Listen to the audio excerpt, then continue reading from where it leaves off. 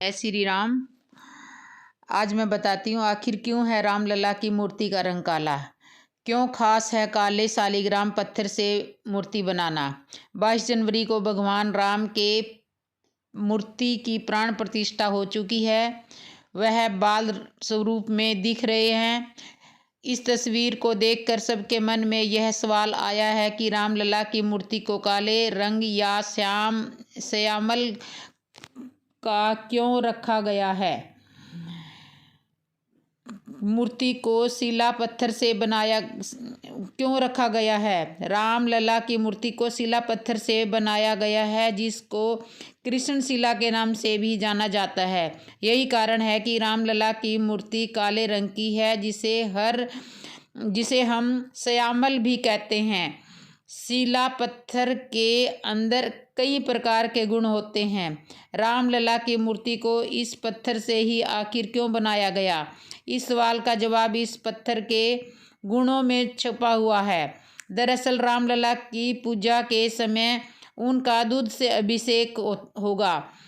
अब इस पत्थर के गुण की वजह से दूध में किसी भी तरह का बदलाव नहीं होगा। इस दूध का पीना स्वास्थ्य के लिए हानिकारक नहीं होगा। इस पत्थर का 1000 साल तक कुछ भी नहीं बिगड़ेगा। इसमें किसी भी तरह का बदलाव नहीं आता है। वाल्मीकि रामायण में श्याम वर्ण का वर्णन वाल्मीकि जी ने अपनी रामायण में भगवान राम का जिक्र श्याम वर्ण में ही किया है।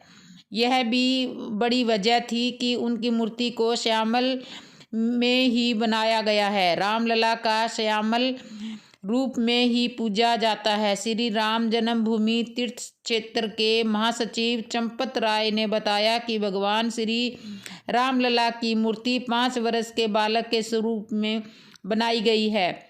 मूर्ति की लंबाई 51 इंच है। इस मूर्ति को काले पत्थर से बनाया गया है। इस मूर्ति में भगवान के कई अवतारों को दिखाया गया है। क्या है शालिग्राम पत्थर, कैसे बनता है और क्यों पूजा जाता है। शालिग्राम एक प्रकार का जीवाश्म पत्थर है।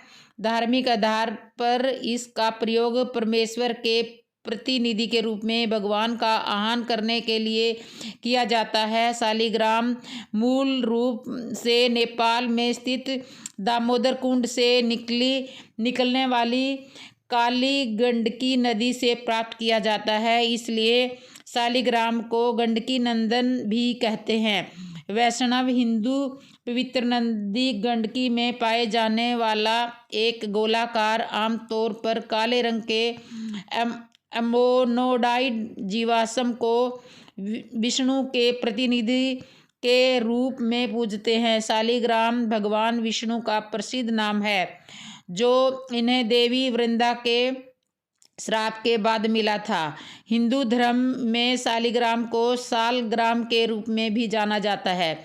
शालिग्राम का संबंध सालग्राम नामक गांव से भी है। यह गांव नेपाल में गंडकी नामक नदी के किनारे पर स्थित है।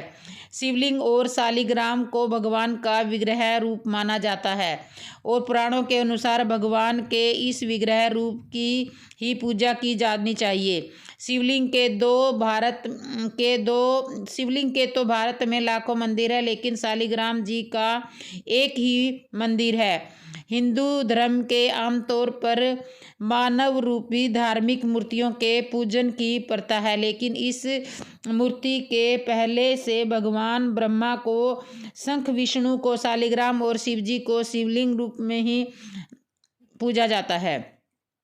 भगवान कृष्ण ने श्रीमद् भागवत गीता के 12वें अध्याय के 5वें श्लोक में कहा है कि जिन लोगों के मन परमात्मा के अप्रशस्त अवैज्ञातिक गुणों से जुड़े होते हैं, उन लोगों के लिए उन्नति बहुत कठिन है।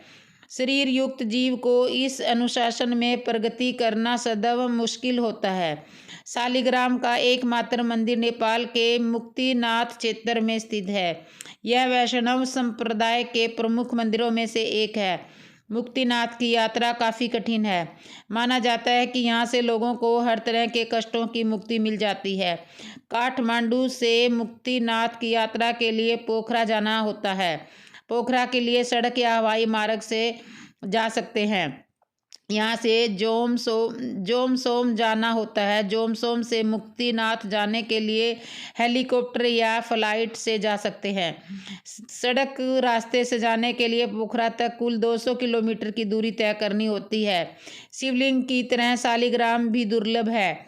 अधिकतर शालिग्राम नेपाल के मुक्तिनाथ क्षेत्र काली गंडकी नदी के तट पर ही पाए जाते हैं। काले और भूरे शालिग्राम के अलावा सफ़ेद, नीले और सुनहरी आभा युक्त शालिग्राम भी होता है, लेकिन सुनहरा और ज्योतिष युक्त शालिग्राम मिलना अत्यंत दुर्लभ है। पूर्ण शालिग्राम में भगवान विष्णु के चक्कर की आकृति प्राकृतिक तौर पर बनी होती है। शालिग्राम 33 प्रकार के दिखते हैं। भगवान विष्णु के अनेक रूप लगभग 33 प्रकार के शालिग्राम होते हैं, जिनमें से 24 प्रकार के शालिग्राम तो भगवान विष्णु के 24 अवतारों से संबंधित माना जाता है। मान्यता है कि ये सभी 24 शालिग्राम वर्ष की 24 एकादशी व्रत से संबंधित है। भगवान विष्णु के अवतारों के अनुसार शालिग्राम यदि गोल है तो वह भगवान विष्णु का गोपाल रूप है। मछली के आकार का शालिग्राम श्री हरि के मत्स्य अवतार का प्रतीक माना जाता है। यदि शालिग्राम कछुए के आकार का होता है तो विष्णु जी के कच्छप और कुर्म अवतार का प्रतीक होता है। तो शालिग्राम पर उभरने वाले चक्कर और रेखाएं विष्णु जी के अन्य अवतारों और श्री कृष्ण रूप में उनके कुल को गणित करती है। तो ये थी आज की वीडियो। आपको कैसी लगे कमेंट में लिखना। जय श्री राम। और मेरे चैनल को जिसने सब्सक्राइब नहीं किया, सब्सक्राइब करना, लाइक करना, कमेंट करना और बेल आइकन बटन तो ज़रूर दबा देना, ताकि आने वाली हर नई वीडियो की नोटिफिकेशन आपको पहुंच जाए और आप ऐसे ही मेरे चैनल पे सुंदर सुंदर वीडियो देख सकें। तो एक बार फिर से बोलो जय श्री राम।